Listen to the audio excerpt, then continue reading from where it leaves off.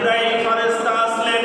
জিবরাইল ফেরেশতা আসার পরে আল্লাহ রাব্বুল আলামিনের ওহী আল্লাহর কোরআন নাযিল করার জন্য বিশ্বনবীর কাছে উপস্থিত হয়ে গেলেন। বিশ্বনবীকে বলেন ইয়া রাসূলুল্লাহ, ইয়া হাবিবাল্লাহ, নবী গো, আল্লাহ রাব্বুল আলামিন বলেছেন ইকরা বিসমি রাব্বিকাল্লাযী খালাক।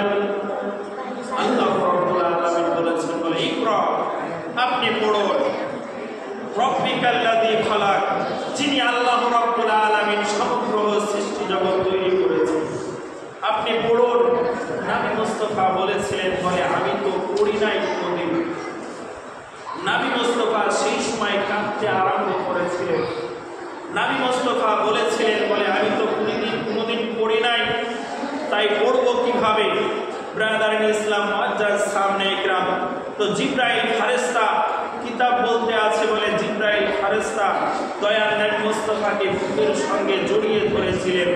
যখন বুকের সঙ্গে জড়িয়ে ধরলেন, একবার, দুবার, তিনবারের বেলায় বিশ্বনবী আপনার পড়তে আরম্ভ করলেন ইকরা বিসমি রাব্বিকাল্লাযী খালাক। আল্লাহর নামে আল্লাহ তাআলার পয়গম্বর নবী মুস্তাফা পড়তে আরম্ভ করেছেন। প্রথম ওই হীরা গুহায়, দারে নূর যাকে বলা হয়, ওই হীরা গুহায় প্রথম আল্লাহ তাআলার ওহী নাযিল হয়েছিল। হযরতে দয়াল নবী মুস্তাফা সাল্লাল্লাহু তাআলা আলাইহি ওয়াসাল্লাম সঙ্গে সঙ্গে সেখান থেকে ছুটে চলে আসলেন খাদিজাতুল কুবরার কাছে। এই খাদিজাতুল কুবরার কাছে এসে নবী মুস্তাফা সেই দিন আপনার কাঁপতে আরম্ভ করেছিলেন, শরীর দিয়ে আপনার ঘাম বের হয়েছিল।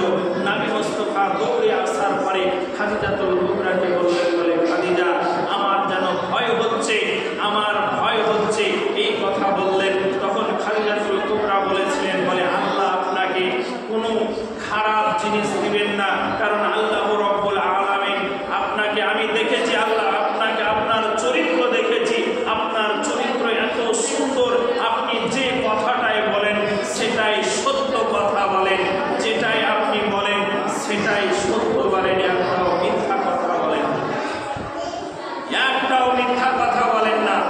কারণ আরব শহরে, ওই মক্কা শহরে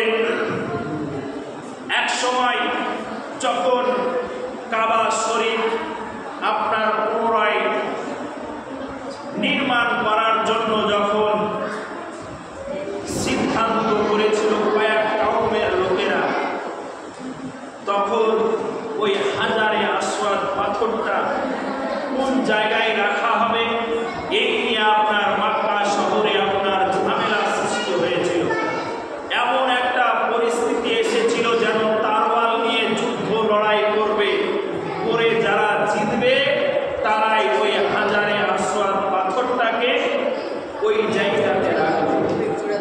এইভাবে চিন্তা ভাবনা নিয়েছিল। তাদের মধ্যে মূল সর্দার যারা ছিল তারা বলে এই করে আর হবে না, আমাদের এই ক্ষতি হবে, তবে সময় একটা চুক্তি করি আমরা, কালকে সকালবেলায় এই কাবা শরীফের চাতালে যে প্রথম আসবে তাকে আমরা নিযুক্ত করব, যে কথাটাই বলবে আমরা সেটাই মেনে নিব।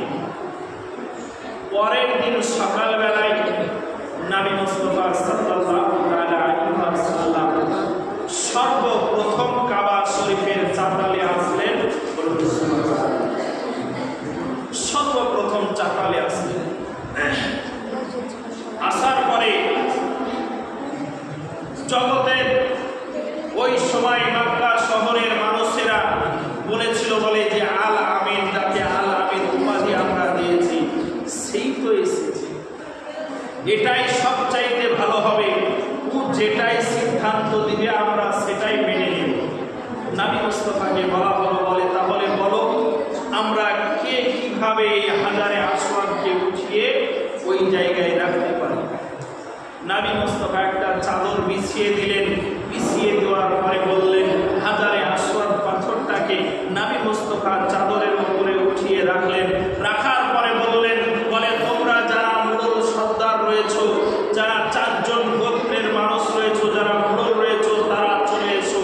আসার পরে এই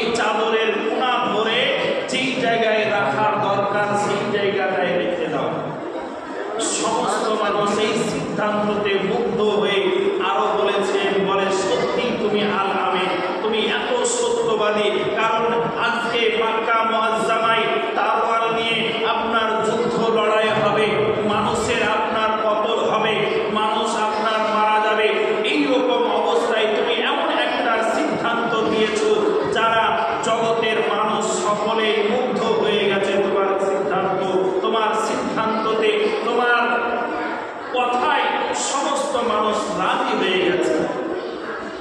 তাই বিশ্বনবী সাল্লাল্লাহু তাআলা আলাইহি ওয়াসাল্লামকে খাদিজাতুল কুবরা রাদিয়াল্লাহু তাআলা আনহা বলে জগতের মানুষ আপনাকে আল আমিন আখ্যায়িত করেছেন, আপনি কোনোদিন একটা মানুষের অন্যায় করেননি, আপনি কোনোদিন কোনো মানুষের ক্ষতি করেননি, আপনি কোনোদিন কোনো মানুষকে মিথ্যা কথা বলেননি, আপনার ক্ষতি আল্লাহ রাব্বুল আলামিন করবেন না।